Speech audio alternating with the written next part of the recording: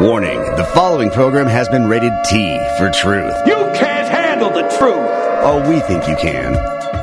Welcome to the Naked Truth Report with your host, truth warrior and mythbuster Kathleen Wells. The place where we distinguish fact from fiction, where data is used to drive points home, and where Kathleen takes the position that Democrats and black politicians have destroyed black America.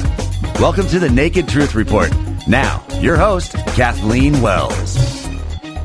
Welcome, Truth Warriors, to the Kathleen. Oh, I almost did that, didn't I? I almost did it. The Naked Truth Report with your host, yours truly, Kathleen Wells.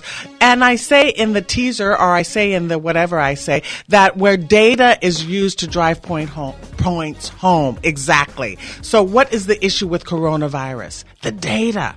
What is the data? Well, let's see. Jim Instrom, who's been a guest on the show, has a piece in the Daily Signal and also the pieces in the California Political Review, Jim Instrom. And also Dr. Erickson, who is an ER doctor. He's in Kern County. I suggest you Google that for some information. Also, Dr. Shiva. So the usual suspects, well, I'm going to say Dr. Jim Instrom is a PhD in epidemiology.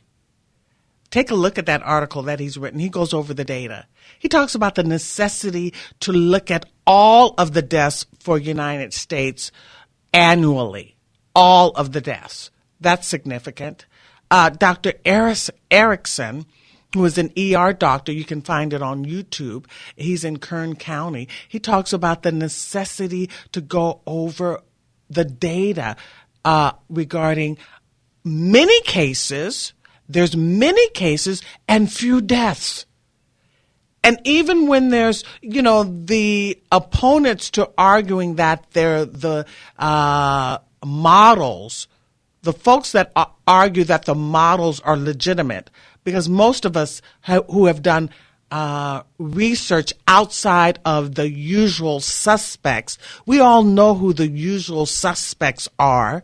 The people pushing an agenda, the elitists, the deep state, the establishment. They're pushing an agenda. They want the American people fearful so that they can push mandatory vaccinations for the world. This is about control. This is about power. So those of us that do research outside the usual suspects that come on cable news realize that there are other people, they're conflicting or contradicting medical so-called, in quotation marks, experts. There's conflicting data out there, and definitely there's not conflicting data, I should say conflicting opinions about the data and conflicting opinions about the models. We all know that the models misstated. We're wrong. They were flawed. They initially said that millions of people will die. Then they went down to, and this was without having any data, but the model said that millions would die. Then they revised those numbers to, I think, 200,000 to 180,000. Now we're down to 60,000. Well, people who believe in the models and who believe in the establishment folks like Dr. Birx and Fauci, they say, well, the reason why the numbers aren't large is because we implemented the mitigating factors, social distancing, right? But then we can look at Sweden, which didn't do any lockdowns. I think they did a little social distancing, but they didn't lock down their economy. And their numbers are still proportionate to what other countries did that implemented lockdowns. Their numbers are still in that same range, so to speak. The differences are insignificant, like the differences between what Norway got in terms of deaths, and they did implement lockdown, and Sweden, what the numbers that they had. Sweden is in the 1,000 and Norway is something like maybe 183. But that difference isn't significant enough to be determinative, right? Anyway, we're going to have Chuck and Misha back on because we're going to have the guy. I didn't get the guy's name. I probably have it in my phone somewhere, but the guy from Venezuela is going to come on and talk about. We missed him. We missed him last week. He came on and then he hung up when I said something about how many lines that we had. So Chuck and Misha are going to join us again, and then we're going to be joined at the half hour by the young man from Venezuela to talk about socialism. So Chuck and Misha, welcome to the Naked Truth Report. Hey, thank you, Kathleen. It's great to be back with you. Hello. Sorry, we can't be in studio with our masks on. Right. And we're supposed to wear masks in the studio, but since I'm talking, I can't have a mask on. Okay, that's right. Yeah, I can't have a mask on. So you give us your thoughts. It's been a week. Give us your thoughts about this last week. What have you learned? What do you want to tell us? Yeah, well, just speaking to what you were just mentioned about Sweden. It's a very good point. I have some data here on Sweden compared to Belgium, for example, because Belgium and Sweden have a similar population, just around 11 million people. And when you look at Sweden, which, like you said, did not impose a lockdown, a mandatory lockdown, it was more voluntary measures. They have a total of 18,000 cases. They have a population of 11 million people, 2,200 deaths, which is a fatality rate of about 12%. Now, when you compare that to Belgium, which has a similar population, they have more than double the number of cases. They have 46,000 compared to 18,000 for Sweden. And the number of deaths is 7,000. Compared to 2,200 for Sweden. So their fatality rate is 15% versus 12% for Sweden. So definitely when you make a comparable comparison between the two countries, I mean, there's no comparison here. That Sweden took the right path, it seems. Right. I mean, people like to argue that because the reason why our numbers are so small is because, not in the six figures or even millions in terms of deaths, is because we did the mitigating factors, locking down, social distancing, and so on and so forth. But I don't think that bears out given when you look at things more closely, because the distinction between Sweden and Norway is de minimis. The degree of, every country is having many cases, and small deaths. And it's on par with the regular flu season. So this is, go ahead. No, I was going to say, when you look at the situation with the H1N1 virus back 10 years ago, we had 500,000 hospitalized for that. And my sister was one of the victims of H1N1 that was nicknamed the swine flu. And but she had cancer. And but she went in the hospital with the H1N1 virus. And she was one of the few that actually was able to get off the ventilator. Usually when you go on ventilator, it's 80% chance you're not getting off. She would go off the ventilator, but she never got out of the hospital. She ended up being in there for 3 months, and she passed away. When they this death certificate didn't say she died of H1N1, it said she died of cancer. But Dr. Briggs said just a couple weeks ago that every case in the United States, at least, if the patient has underlying conditions and has coronavirus and they die, they died of coronavirus. So it's 100% deaths by coronavirus. And that's why you're seeing deaths by other types of causes of death way down right now when you look at the trend in the United States the last 8 weeks. Mm-hmm. And in fact, that's something that Jim Instrom, who was a guest on the show, he's a PhD in epidemiology, and you can read his article in the California Political Review and also the Daily Signal. In his article, he talks about looking at the totality of deaths for the United States during a given year. Another thing that Dennis Prager mentioned is that in 1957, we had 116,000 deaths, flu deaths, in 1957 or 1951. In the 1950s, we had 116,000 deaths by the flu, and that's comparable to 180,000 deaths today. And yet, in the 50s, when we had that 116,000 deaths by the flu, we didn't lock down. We didn't lock down the country. We didn't lock down the economy. We didn't lock down states. So, what is the difference between the 50s and today? Or even during the just a decade ago with the H1N1 virus, we didn't have these emergency measures and lockdown. But with 60% unemployment in Los Angeles, as it's been reported by USC research, the people of Los Angeles, Angelenos, are getting a taste of what it's like, to live in a socialistic society. In a socialistic society, you have this extraordinary government power because basically to have a socialist system, you have to give up your rights in order to receive these so-called benefits. Just look at the Democrat Party's platform to see what we're speaking about as far as benefits. But the other thing that we're seeing is similar to a socialist society is, just like Mayor Garcetti said a couple weeks ago, that snitches get rewards. So, rewarding neighbors to basically report on their neighbors. And in a socialist society, it's even family members snitching on each other, reporting on each other.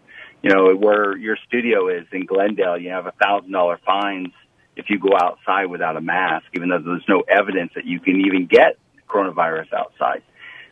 You have shortages and limited choices. You've got the air travel down. According to Mayor Garcetti just last week, said that LAX, the fourth busiest airport in the world, the flight schedule or travel is down 95%.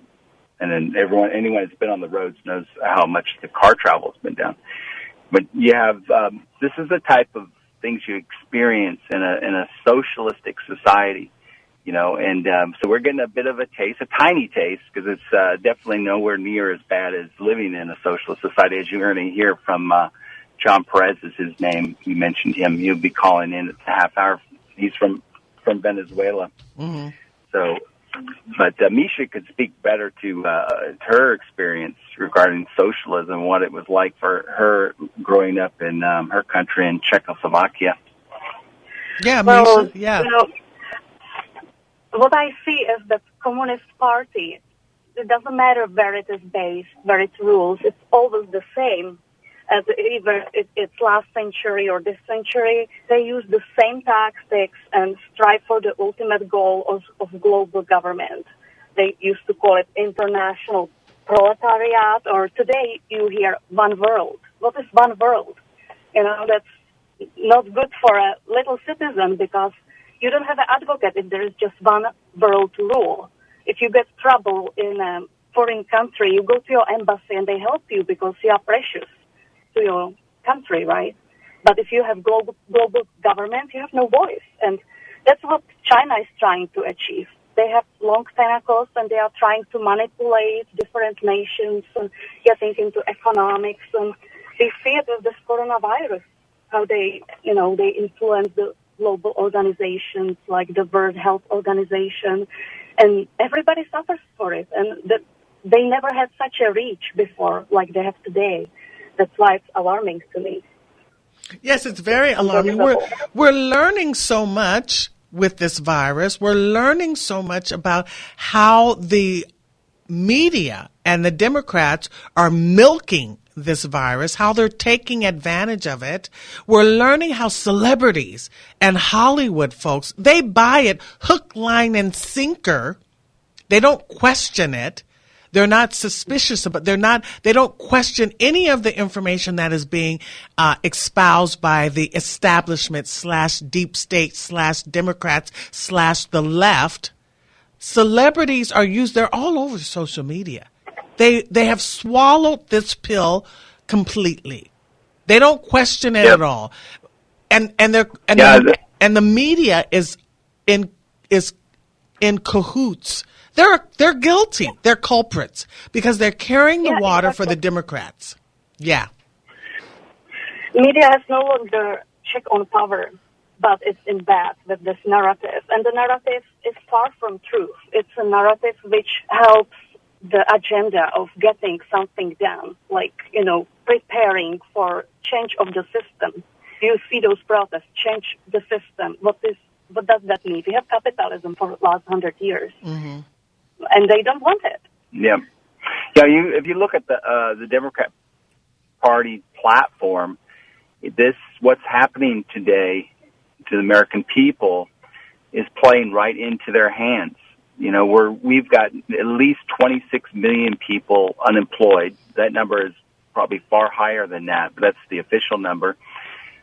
So those people that are unemployed have also most likely lost their health insurance.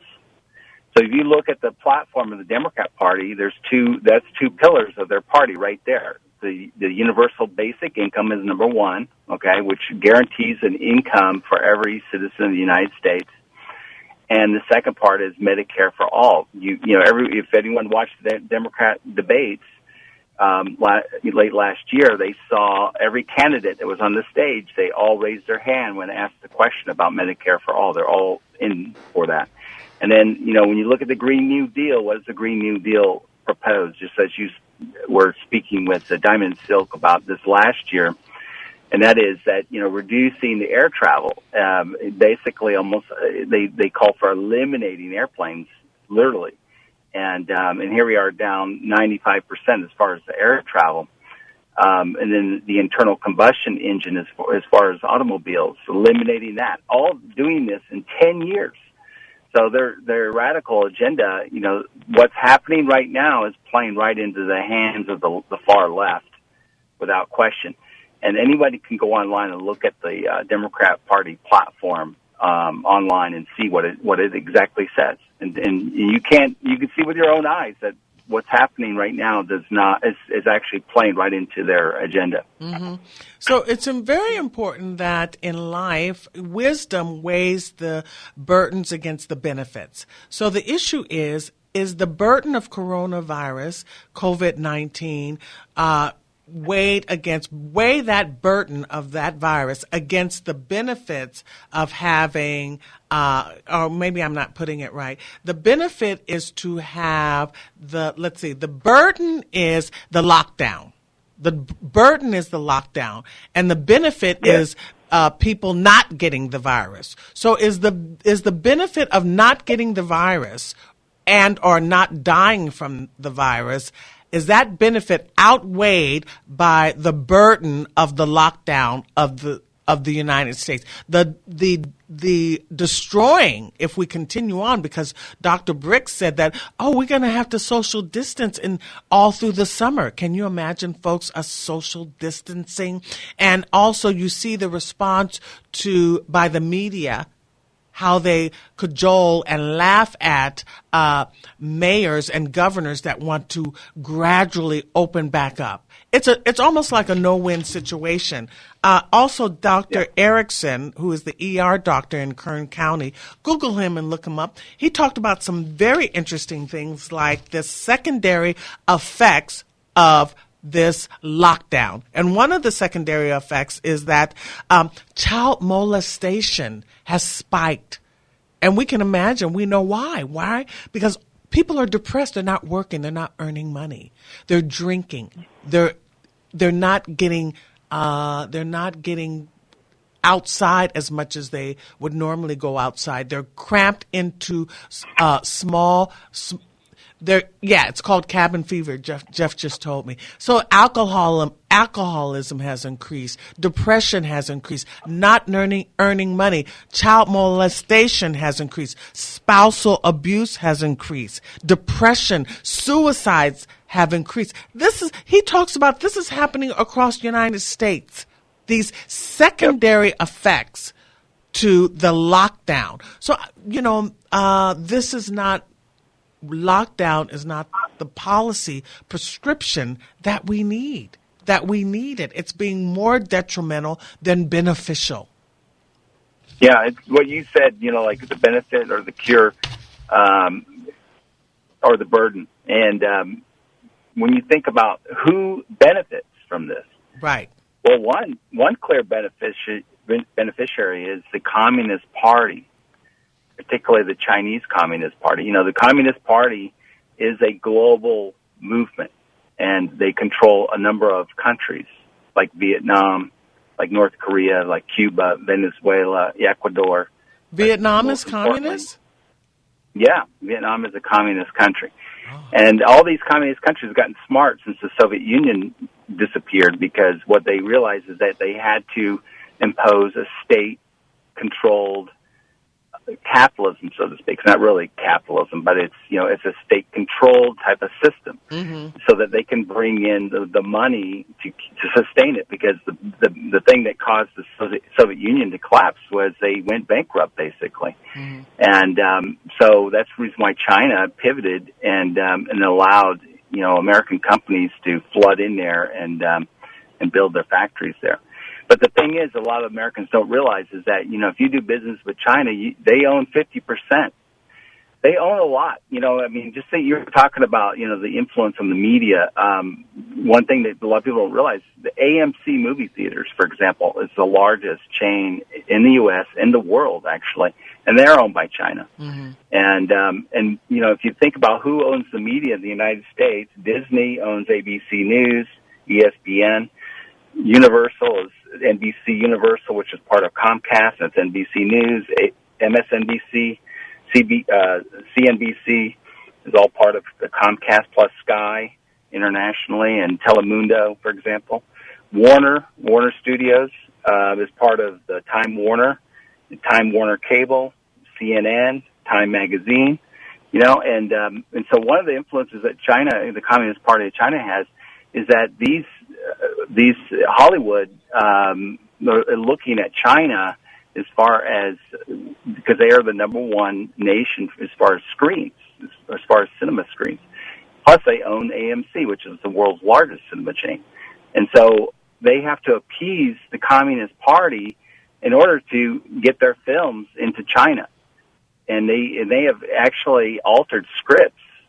For example, First Man, they eliminated this idea of putting the American flag on the moon. Well, that was a fact. That actually happened. We landed on the moon. The American flag was planted on the moon.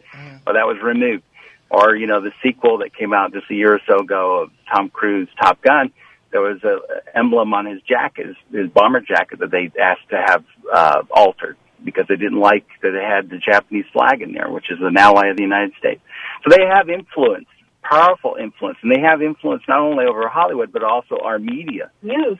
Yes, the news, and we see this influence with the World Health Organization, and we see the corruption. The World Health Organization went out to the world on January 14th and lied to the world and said the coronavirus was not contagious, human to human. They said those words. That was the official line, the official narrative from the Communist Party of China.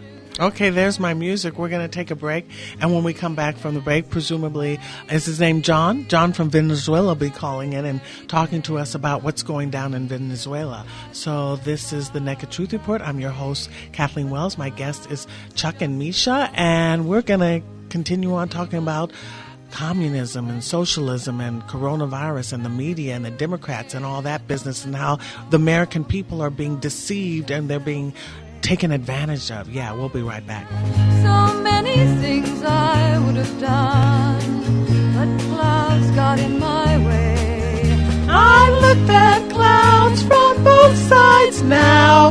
Welcome back to the Naked Truth Reports. We're looking at life from both sides now. Yeah. Why? Because, I don't know. Let me think. We're looking at things. We always look at life from both sides now. At one point, we believed in the media. At least I did. At one point, I believed I should vote Democrat. At one point, I believed that.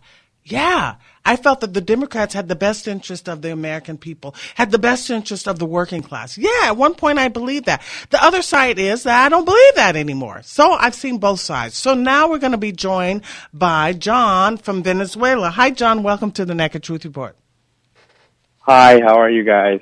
We're doing really well. You're calling from Venezuela, right?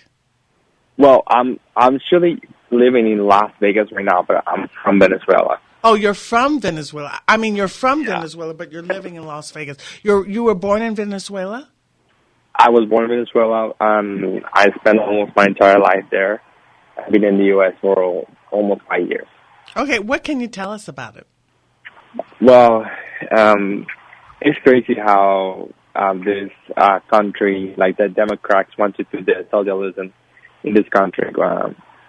Me personally, that I lived in socialism for over 17 years in my entire life, is really, really bad how socialism treats people. And like right now in Venezuela, there's no food, there's no medicine, there's no security. Like personally, my personal story is my dad, my mom. They used to work at university. They're both professionals, and they actually stand up about what they believe is what we deserve. My dad was an accountant, and he started to see all the corruption that was going on. So he stood up for the truth because that was not right, and that situation got my entire family kidnapped and almost killed for speaking the truth. Oh, well, Venezuela used to actually be a very rich country in Latin America. Is that correct? It's correct. It was the number one country in entire South America. And then when the socialism and communism came, now it's the worst in the world.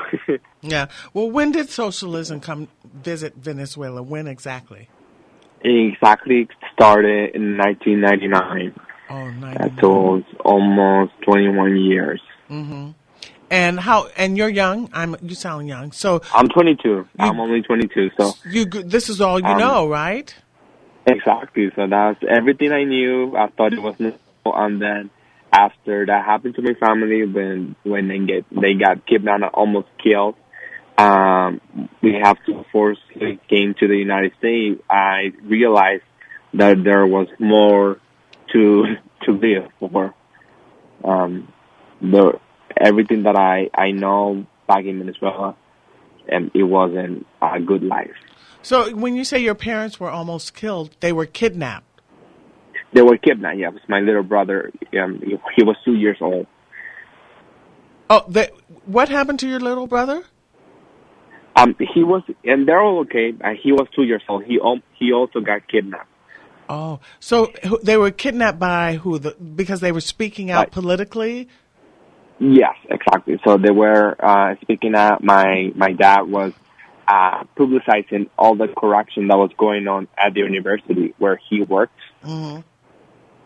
where he used to work, and the dean of the university got both of them kidnapped. I was also going to be kidnapped, but I was training beach volleyball at that time. I wasn't at the house. Mm-hmm. And then they were held in captive, and they were released? Yeah, they were released, but they kept gone into my 2-year-old brother, and they were training them all the time to stop publicizing the truth about the corruption that was going on, or they were gonna kill them. Mm-hmm. Next time, they wouldn't talk. They were gonna go straight to kill them. And so your father was talking about the corruption that was going on did he teach at a university? Exactly. Oh, he taught at a university, and he was talking about the corruption that was going on at the university. And so when they were released, is that when they decided to move to America? Exactly. And how were you able to come to America? Because they had a good, decent job. They have a profession. That's how we were able to enter America. And how did you apply, or you got green cards, or how did that go exactly? We applied for a visa, yeah. And you were granted visas? Yes, we were granted visas to enter. And so now you've been in the United States, Nevada, Las Vegas for 5 years? Exactly, for 5 years. So, and you're with your family. And so how do you find America? What is your thoughts about America? I mean, American, so far, has been the greatest thing that happened in my life. I can live my life before back in Venezuela. Like, you don't think about this stuff, but a lot of the countries in South America, and right now Venezuela is the most dangerous country in South America. Like, it's normal stuff that you do in your life here, like checking at your phone and at the store, or even going to the store to get milk and eggs. Any of that you do here normal, in Venezuela is not normal. It's like to go to the store to get milk or bread or anything, you have to stand outside for hours and hours in line to be able to get it. And hopefully when you get to the line, there will be some for you. Mm-hmm. And how long? And that's been the way. Has it been like that ever since you were born? Is that the way Venezuela has always been, as far as you know? As far as I remember, yeah. As far as you remember, huh? Yeah. And what is political opposition like there? They're all like the political opposition back in Venezuela. I mean, mm-hmm. they're all. I mean, I don't know how to say it, but it's like I think over there's not a real opposition. Like we do.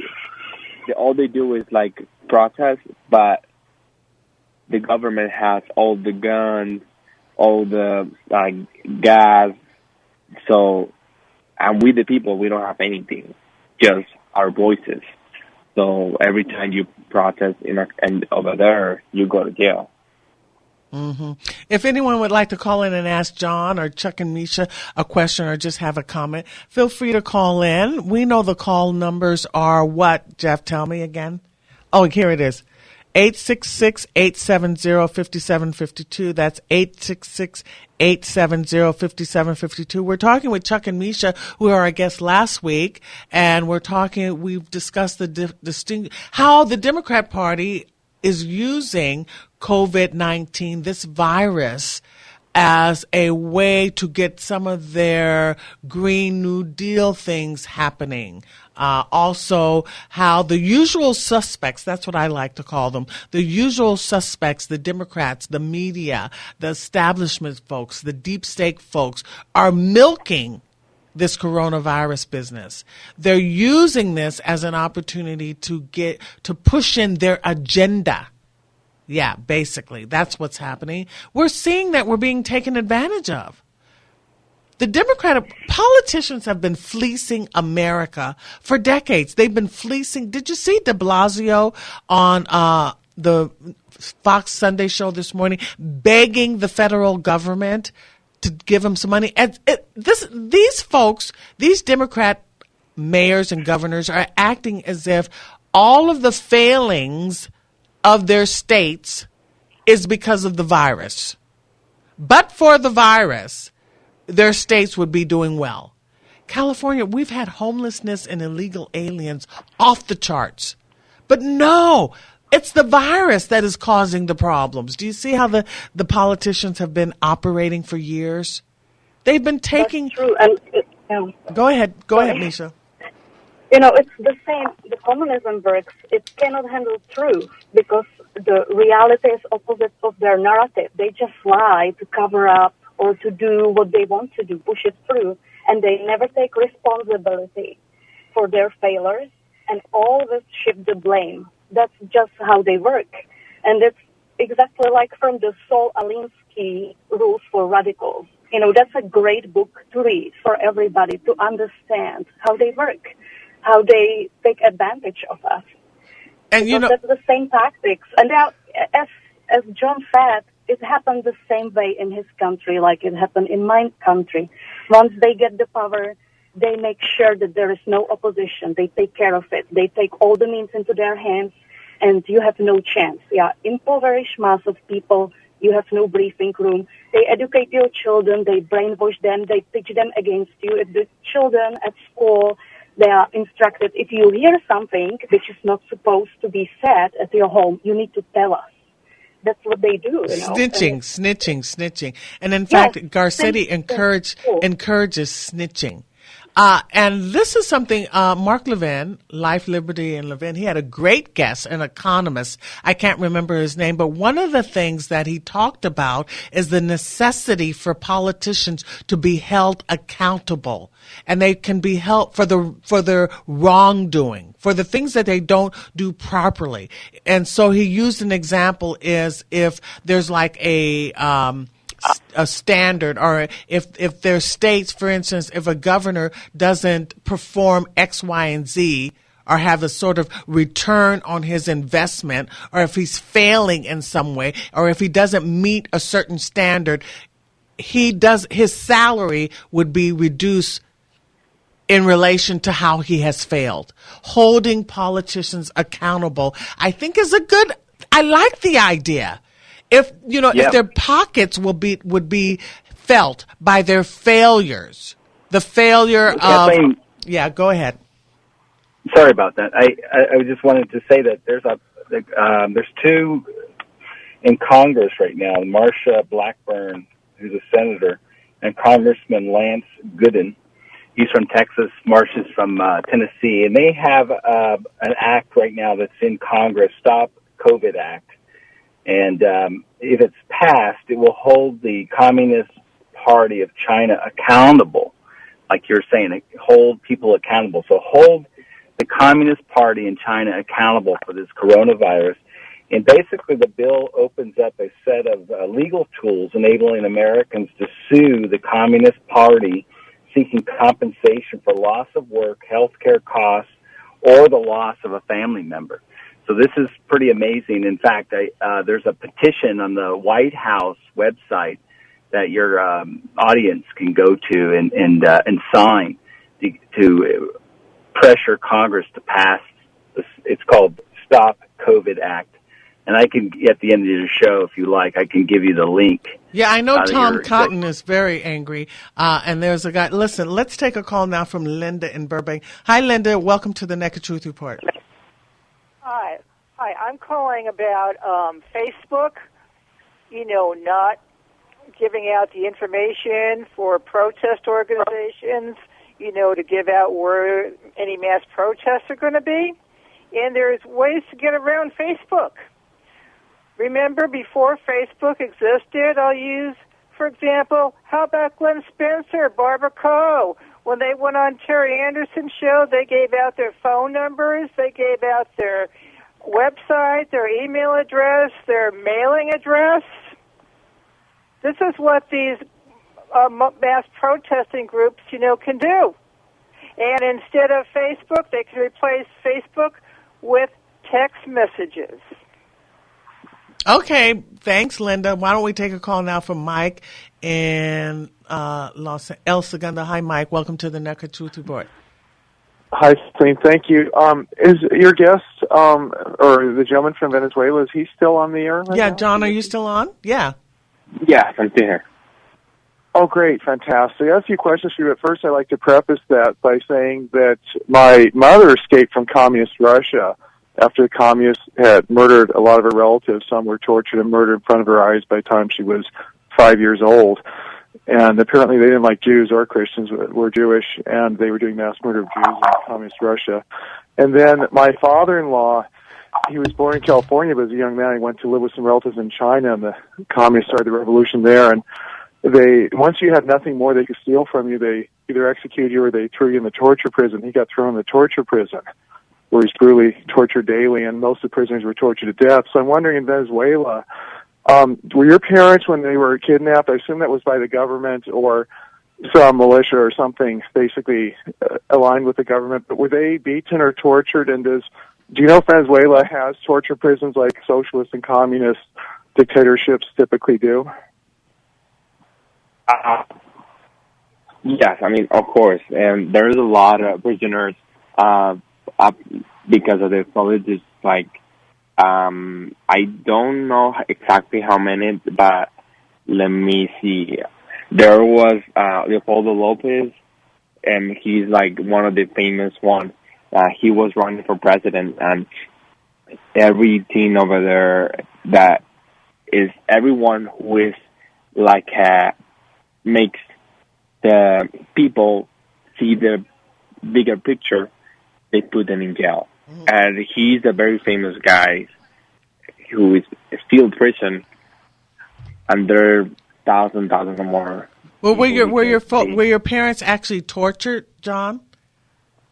Yeah, I mean, in a way, when they were kidnapped, they were tortured. Like if they don't stop, they were psychological torture, because after that, their life has never been the same. Mm-hmm. Mm-hmm.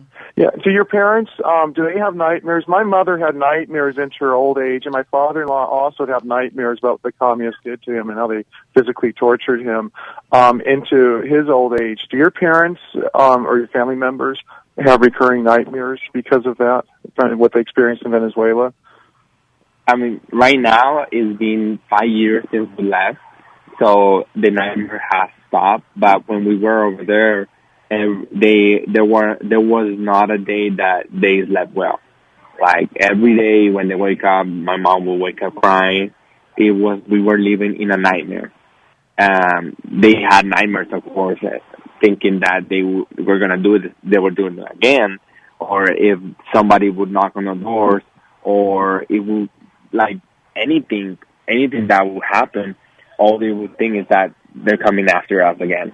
So that's why we decided to come, because if they were having nightmares at night while they were sleeping, and we were also living in a nightmare in real life, in reality. Right.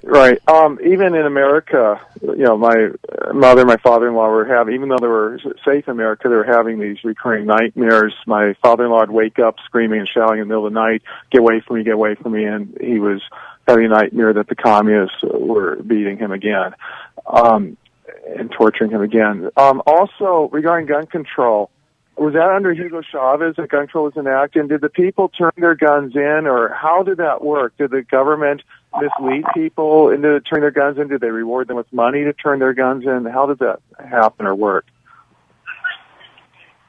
Like to turn their guns over there, there's no laws in Venezuela on the guns. Okay, Mike, thanks for calling in. Let's take Angela. We only have 1 more minute. Angela, can you get a question in real quickly? Thank you for calling the Naked Truth Report.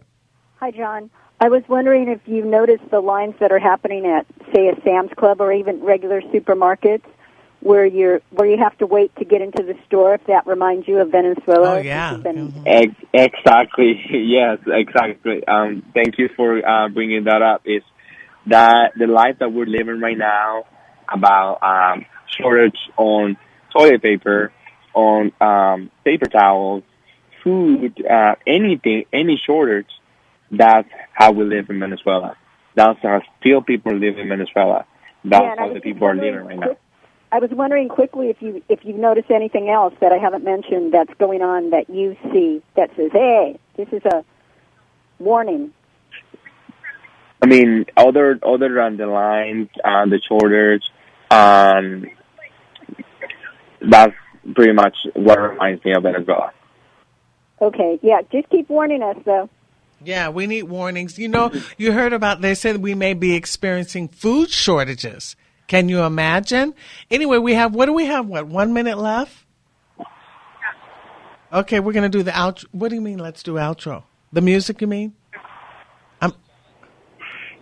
Kathleen, can I give out that URL? Yeah, okay. Yeah, give us the URL. Yeah, go ahead. So it's bit.ly, it's spelled bit.ly/Sue China Petition. It's all one word and it's all lowercase. So bit.ly. That is so complicated. Those China Petition. Okay, bit.ly. I hate that bit.ly, okay? People don't like that. No, they don't remember. It has to be simple. Anyway, both sides now. You guys know I love that. So we'll be back next week. He said bit.ly. What is it again? No, /. bit.ly/ Sue China petition. Sue China petition. Sue China petition. Yeah. I don't know why I had tongue-tied with that. Anyway, we'll be back next week. I'm sure L.A. is still going to be locked down. Boo-hoo-hoo. I don't think it's a good thing. Thank you, John. Thank you, Misha. Thank you, Chuck. And we'll be back. Thank you, guys. Yeah, we'll be back next week. Thanks, folks. I